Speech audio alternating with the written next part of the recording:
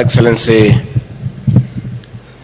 the President of the Republic of Kenya, Dr. William Samoei Ruto, the Prime Cabinet Secretary, the Honorable Musalia Mudavadi, Cabinet Secretary is present, the Chairman of the Public Service Commission and your commissioners, and my fellow public servants, good morning. Your Excellency, for those who may not know, my journey to leadership started in the public service. I joined the public service on the 16th of January 1989 as a district officer cadet at a salary of 3,230.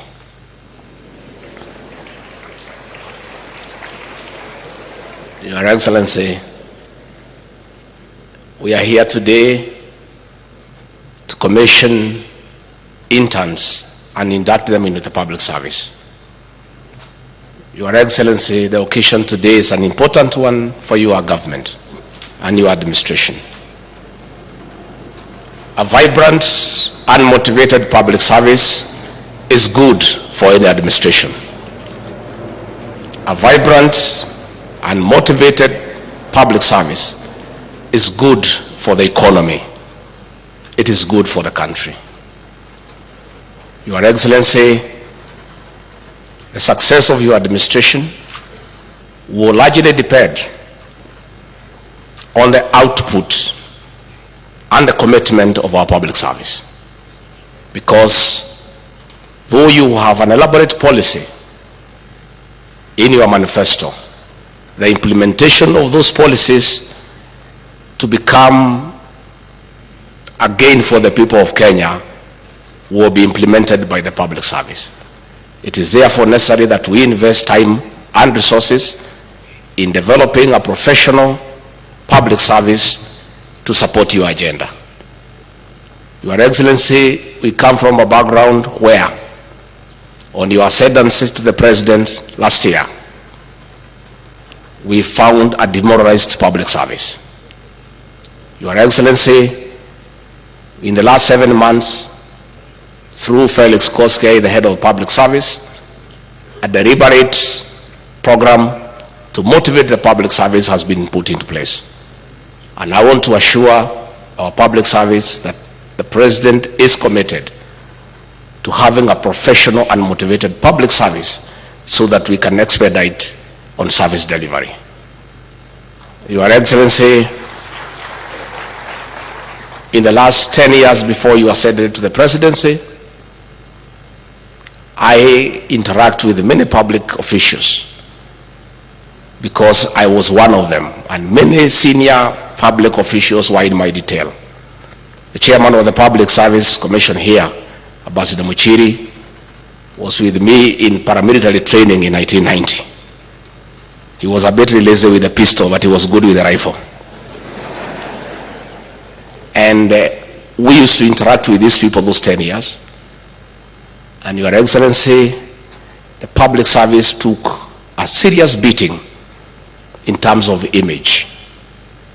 The previous administration let loose officers from the DCI to harass public servants by arresting them and extorting money from them. And it reached a point where it was becoming like a crime to be a public servant. And public servants were very demoralized because they were demonized as bad people.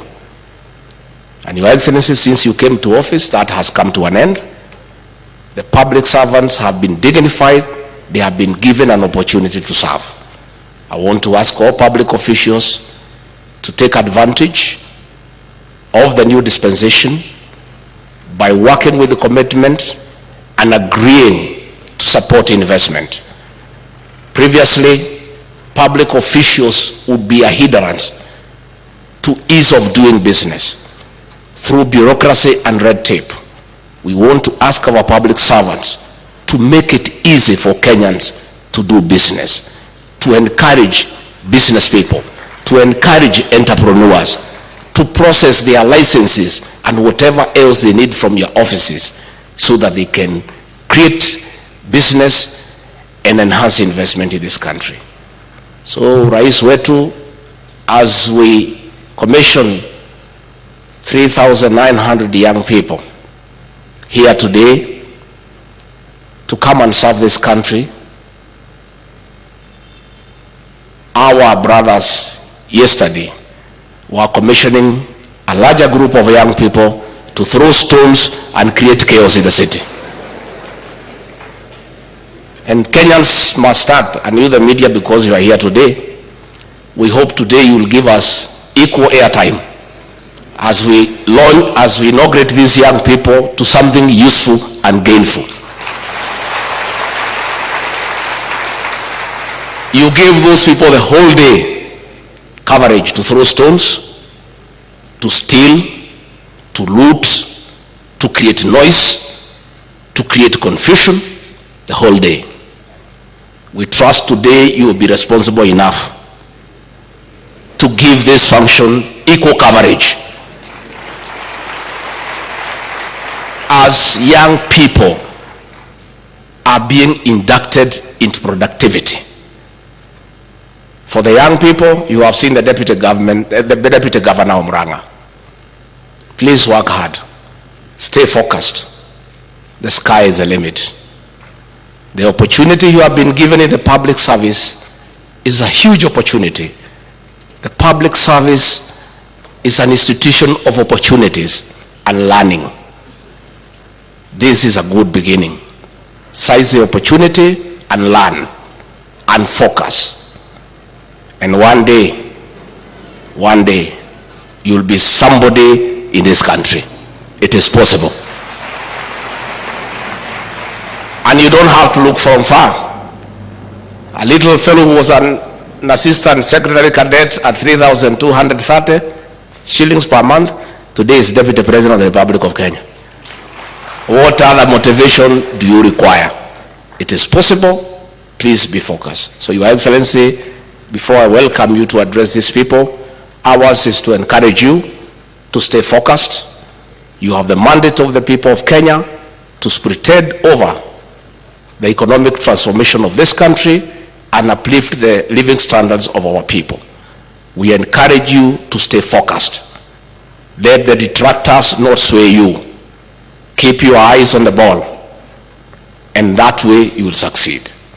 And I want to tell the people of Kenya, President William Ruto took the Bible before God and before man in Kasarani and swore to protect the Constitution. Those who are asking him to violate that Constitution are being unfair to him. There is no constitutional provision in our Constitution for a handshake arrangement. It's not there. The president cannot reinstate IEBC commissioners. He doesn't have that power or authority. The president would not even know where the server is stored because it's not his work. This server is being looked for in Mukuru Kayaba, in Koinange Street. I don't know where they are looking for it. We are also interested to know where it is. So if you have some information as to where it is, you tell us so that we can tell the people who are perpetrating post-election violence where it is, so that they stop ruining businesses of other people. Mtuambie hii server iko wapi, tuambie waende huko kuliko kuharibu biashara ya watu kila pahali. And these are not demonstrations. This is post-election violence. The elections was done, Supreme Court ruled, and these people have brought violence. And these are not demonstrations anymore. It's post-election violence. Your Excellency, you have given guidance to this country. This is a country of the rule of law. Let our officers protect life and property, and let everybody go about his businesses without hindrance, without intimidation, because this is our country. With those very remarks, I request all of you to be upstanding and help me with applause to welcome the President of the Republic of Kenya, Dr. William Samoei Ruto. Mr. President.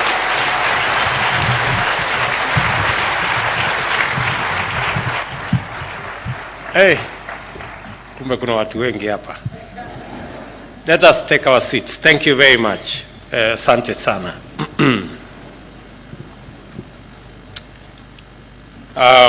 Mr. Deputy President, Prime Cabinet Secretary, Ministers present, Permanent Secretaries or Principal Secretaries, Heads of parastatals, public servants, the good people, our interns this morning. Good morning, everybody. Hamjambo.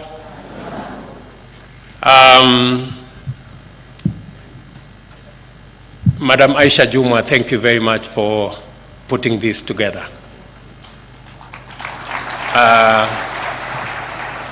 When I see Aisha, she is a great inspiration to many people. And she is a product of internship and mentorship. That is how, you know, the first time I met Aisha Jumwa, she was a counselor in Kilifi County.